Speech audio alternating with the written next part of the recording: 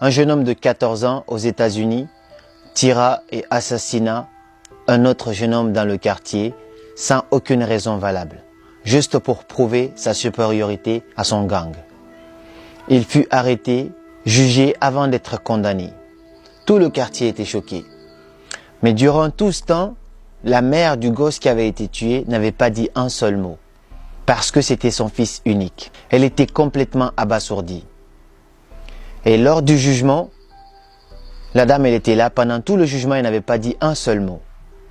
Et puis à un moment, elle se lève, elle s'approche du jeune homme, et puis lui dit calmement, « Je vais te tuer ». Elle le regarde droit dans les yeux et lui dit, « Je vais te tuer ». Et puis le jeune homme fut transporté en prison. Il resta en prison pendant plusieurs mois. Personne n'est jamais venu le rendre visite. Même pas le chef du gang pour lequel il voulait prouver sa supériorité. Et puis un jour, tout d'un coup, il reçoit une visite. C'était la mère du jeune homme qu'il avait assassiné. Lorsqu'il a vu la dame, il a eu peur. Ensuite, la dame lui dit, « Non, ne t'inquiète pas. Je suis venu juste pour prendre de tes nouvelles. Et puis t'apporter quelques cigarettes. » Et quelques mois plus tard encore, la dame commençait à venir petit à petit. Parce que depuis que le gars il était en prison, personne ne le visitait parce qu'il n'avait pas de famille. Et la dame commençait à venir régulièrement. À chaque fois qu'elle venait, elle lui apportait des petits cadeaux, des cigarettes, essayant de comprendre la mentalité du jeune homme qui a tué son seul et unique fils. Et puis, quelques années plus tard, le jeune homme avait 18 ans. Il n'allait pas tarder à sortir de prison. La dame vient lui rendre visite et puis lui pose des questions. Il lui dit, « Qu'est-ce que tu vas faire quand tu sors de prison ?» Le jeune homme répond, « Je ne sais pas.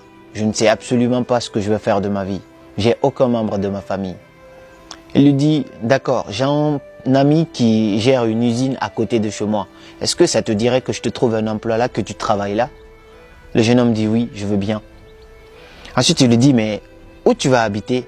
Le jeune homme dit, « Je ne sais pas, je n'ai aucune idée. Je n'ai pas de famille, j'ai personne. » Il lui dit, « J'ai un petit espace chez moi, j'ai une petite chambre chez moi. Est-ce que tu veux habiter là-bas également ?» Le jeune homme accepte ça aussi, il dit oui. Et puis les années passées, le jeune homme habitait maintenant chez la dame, il travaillait, il avait commencé à avoir une situation stable et beaucoup plus équilibrée.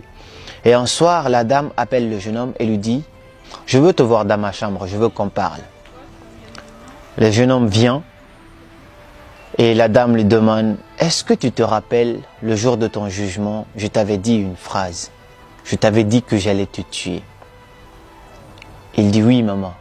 Je me rappelle. Je ne vais jamais oublier ce jour. » Il dit, « Bien.